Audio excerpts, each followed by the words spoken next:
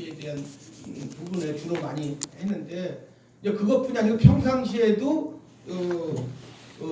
같이 일할 수 있는 부분으로 해서 체육인 지원센터를 해서 체육인이 벌어지는 일을 종목별이든 개인적이든 이런 부분에 대해서는 뭐 스포츠 비리라든가 또 여러 가지 인권 침해, 스포츠에 대한 인권 침해라든가 여러 가지 법률 지원 이런 것도 화성시에 지금 법률 지원단도 의회에 있지만 같이 협조를 해서 그런 부분에 좀 지원센터에서 종합적인 컨설팅이 될 수 있게끔 노력을 하겠습니다. 이 100세 시대 국민복지의 핵심으로 자리 잡고 있는 스포츠의 필요성을 바르게 인식하고 공정한 체육회, 소통하는 체육회, 신바람 나는 화성시 체육회를 만들어 나가겠다는 약속을 여러분께 다시 한번 드립니다.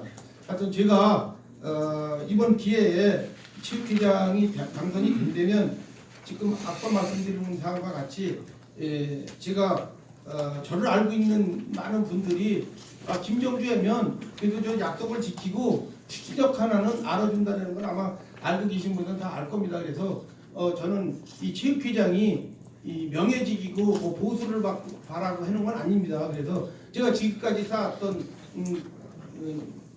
축구협회장 시절부터 또 의회 활동과 이런 거를 총망라해서 마지막 공사라고 생각을 하고 이번에 이렇게 출마를 하게 됐습니다. 여러분 많이 성원해 주시고 또 지원해 주시기 바랍니다. 대단히 감사합니다. 질문 받겠습니다. 질문 해주실 분 있으면 질문. 네. 일단 축하드립니다. 경기탑뉴스의 박봉석 기자입니다. 예. 뭐 1년 한 7개월 만에 의장님을 뵙는데 오늘 보니까 면면을 보니까 대단합니다. 이게 보니까 국회의원 출마보다 더 사람이 많이 왔는데 아직까지 인기가 안 식은 것 같아요. 될 것 같고 어떻게 됐든 간에 전전 의장님끼리 서로 결국 맞붙는 체육회장 선거가 됐어요. 근데 제가 말씀을 드리고 싶은 건 딱 한 가지입니다. 우리가 화성 시민의 날 체육대회를 합니다. 근데 보면은 마을의 몇몇 사람들만 그들만의 리그 같은 체육회 행사를 합니다. 제가 봤을 때. 근데 우리 후보님께서 당선되신다면 마을에서 지금 나와서 뭐라고 그럴까요? 자칭 말하면 유지라고 말하는 것만 나와서 체육 활동을 합니다. 술판이 벌어져요. 이것이 아니고 8.15 옛날 같은 8.15 행사 같은 그런 정말 주민 화합 차원의 체육회 활성화가 돼야 되거든요.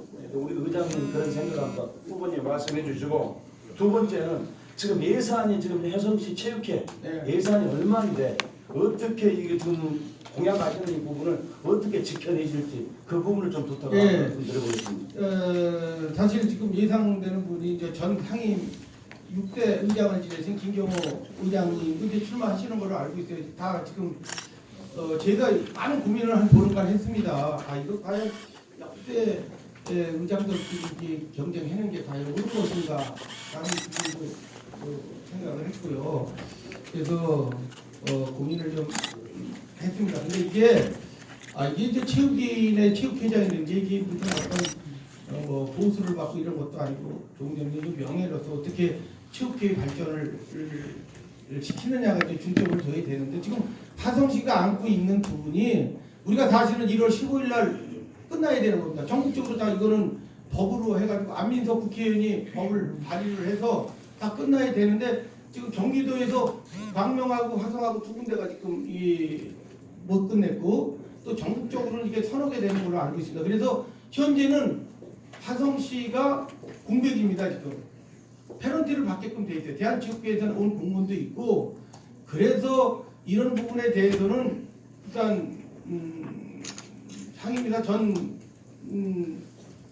의장님께서 그거에 대한 대체 못한 부분에 대해서는 일정 부분 책임이 있다고 생각을 합니다. 그래서 뭐 그런 걸 가지고 제가 얘기하는 게 아니고 또 그 과정에서 또 이게 유급 이런 부분에서 이사에 부결된 부분으로 해서 그래서 현재 김경호 전 의장님께서 6, 7년간을 이후 상임 이사로서 역할을 했기 때문에 적어도는 체육인들에 대한 종목별 회장이나 이사님들에 대한 부분이 친분이 있겠죠. 근데 이건 친분을 떠나서 화성시의 체육 발전을 위해서 오로지 하나 이런 부분만 놓고 봐야 될 거 아닌가. 또 화성시 예산, 체육 예산이 전체적으로 한 900억 가까이 됩니다.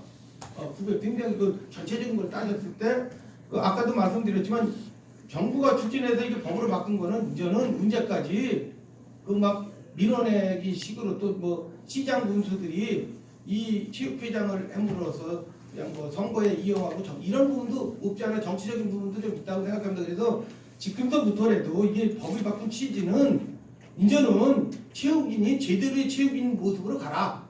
민선으로 행보를 해서 이전 올바른 그런 체육에 대한 부분을 정착을 시키려는 뜻으로 생각합니다. 그래서 이 부분에 대해서는 물론 저도 김경호 의장을 되게 존경을 하고 했지만 이 부분에 대해서는 김정주가 더 적임지 아닌가 해서 이렇게 나오게 됐습니다. 저도 지금 아까 말씀드리잖아요.